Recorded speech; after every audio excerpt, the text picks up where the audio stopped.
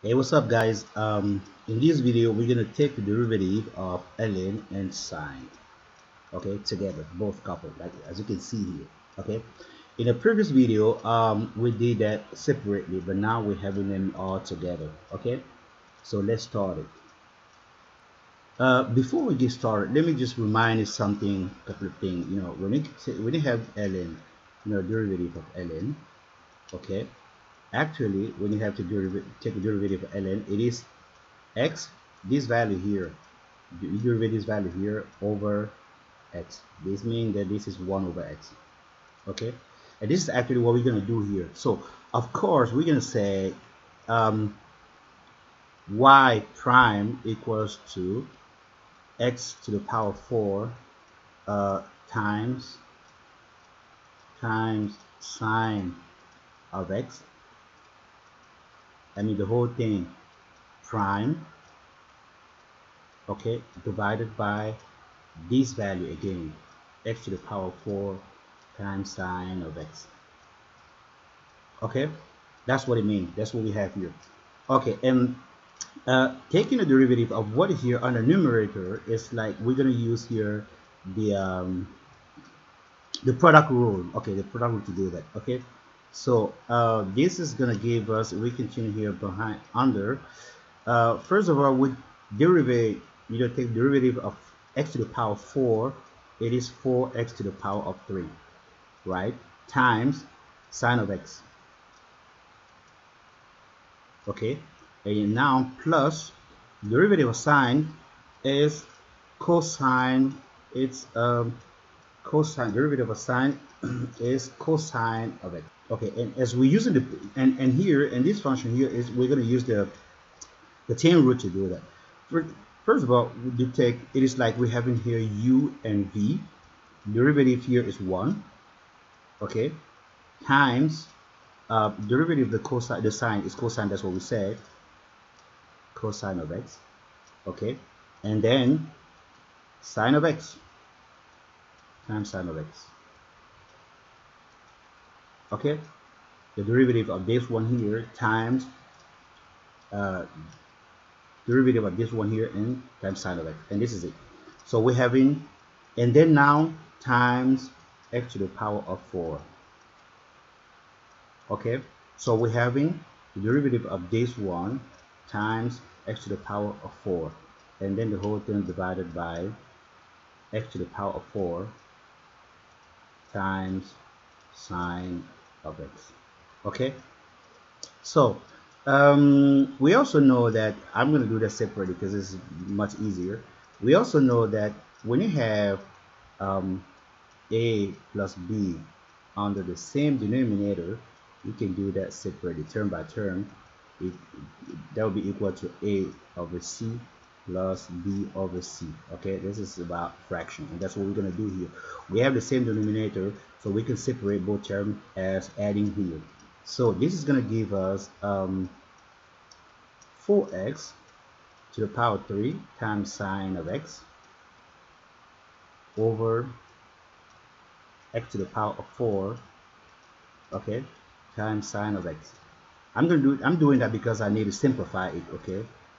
So plus now, these are the term here, cosine of x, sine of x, and times, this times here, sine of x, times x to the power of 4 divided by x to the power of 4 times sine of x. Okay, so now as you can see, these two can cancel out, and we can cancel here x to the power 3 and here, and it remains 1x or x, okay. And here we can cancel the sine x out and x to the power 4 out, and it remains here. So we've done everything. We're going to have 4 over x here, 4 over x, and here we will have remaining the cosine of x, okay. And this is here our y minus 1, exactly f minus 1 of the function, okay.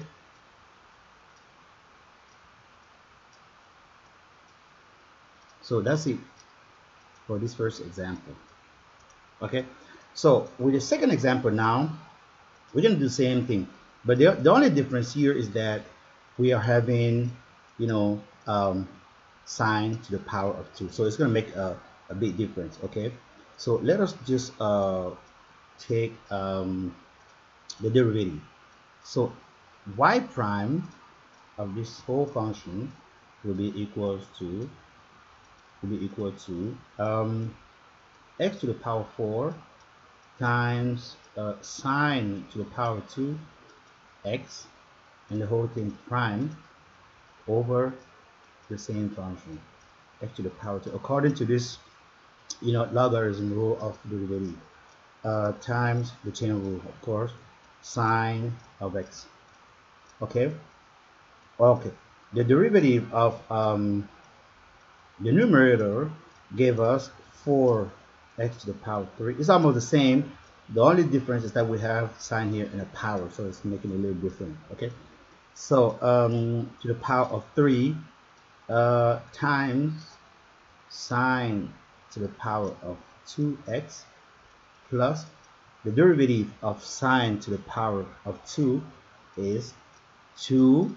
Take 2 down like you derivative a power, then derivative the function in there. This is cosine of x, sine of x, okay, times sine of x times x to the power of 4. Okay, as you can notice, the only difference here is that we have 2 in front here, because this is having a power and this one is not having any power, or is having a power 1. Okay, so so this whole thing is going over x to the power of 4 times sine of x. Okay, and to the power of, oh, I forgot a 2 here, to the power of 2 here, the power of 2. Okay, because it was here to the power of 2. All right, okay, I'm gonna use this row rule of fraction also to separate them. Okay, then I have here on one side 4x to the power of 3 times the sine x to the power of 2 of x over x to the power of 4 times sine to the power of 2x. As you can see, these both can cancel out.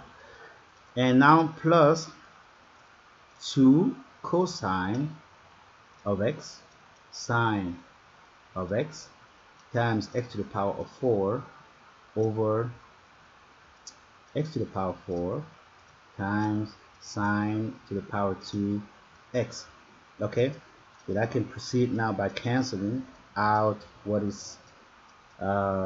seems to, okay, here this one is going away, and I'm canceling once here and once there, still have x here and here, and having x to the power 4, x to the power 4 going also, and sine, this is your 2 times, it means I'm going to cancel once and here, and then I still have sine of x right here. Okay, and our final result, I mean this is going to give us, here I still have 4 over x. Okay, and then now plus what I have here remaining is 2, and then cosine over sine, cosine of x over sine of x. Okay, and cosine over sine, remember sine over cosine is a tangent, and cosine over sine is a cotangent, so this is going to be 4 over x plus 2 cotangent of x. Okay, and this is our final result, or we can write it like this: f minus 1. This is equal, oh sorry, gotta take another part. Okay, this is equal f minus 1 of the function we have above, and we can underline it. Okay, so thank you for watching again, guys. See you later. Bye bye.